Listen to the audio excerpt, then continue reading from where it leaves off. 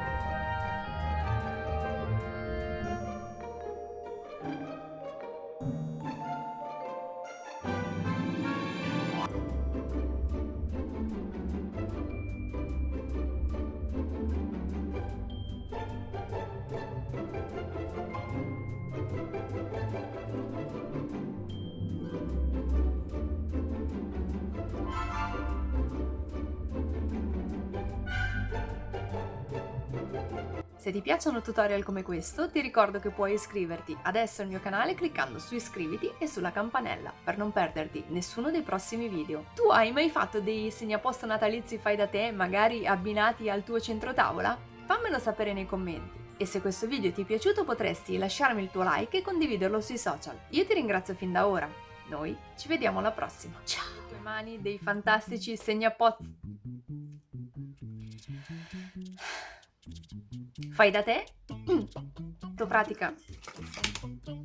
Se ti piacciono tutorial come questo, vabbè. Ora passiamo al tutorial.